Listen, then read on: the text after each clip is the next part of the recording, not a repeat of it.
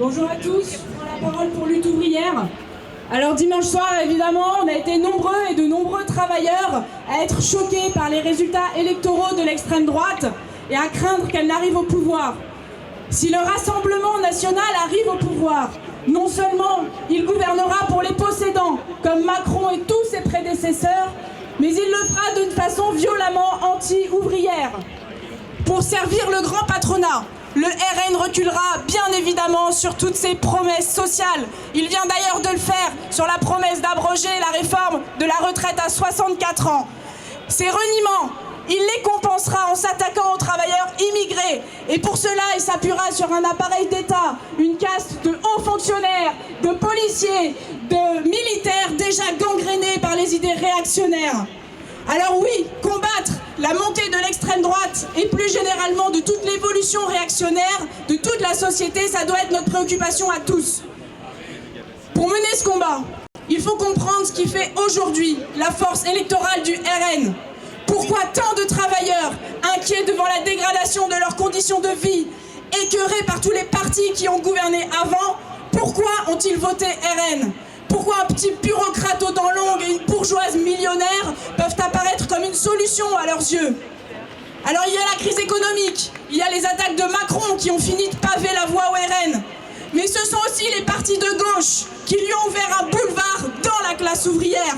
Parce qu'à chaque fois qu'ils ont gouverné, ils se sont couchés devant les intérêts de la bourgeoisie. Ils ont fait la même politique anti-ouvrière que la droite, démoralisant et écœurant leurs électeurs et nombre de leurs militants. Alors ces partis qui se sont construits à l'origine sur l'idée que les travailleurs devaient avoir confiance en leur propre force et seulement en leur propre force pour s'émanciper, eh bien ils ont trahi cette perspective en la remplaçant par l'électoralisme, par le vote utile et la recherche d'un politicien sauveur suprême. Malheureusement aujourd'hui, celui qui apparaît comme un sauveur suprême, eh bien oui, pour bien des gens, c'est Bardella. Les partis de gauche ont remplacé le drapeau rouge de tous les travailleurs par le drapeau bleu-blanc-rouge, l'internationalisme par le nationalisme. Et aujourd'hui, encore une fois, celui qui incarne le nationalisme le plus radical, eh ben oui, c'est le RN. La seule voie pour lutter efficacement contre l'extrême droite, contre la montée des idées réactionnaires, ce n'est pas une énième mouture de l'union de la gauche, c'est la lutte de classe.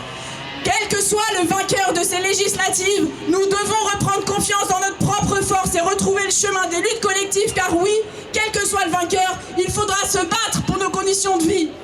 Et il y a un autre problème dont je voudrais parler maintenant, c'est qu'il y a non seulement le pouvoir d'achat, etc., mais il y a aussi la guerre qui se prépare. Et ça, de ce point de vue-là, je peux vous dire que ce soit le Rassemblement national, que ce soit la droite, que ce soit Macron, que ce soit la gauche, tous ces partis-là, ils mèneront la même politique que Macron aujourd'hui, cette politique belliqueuse.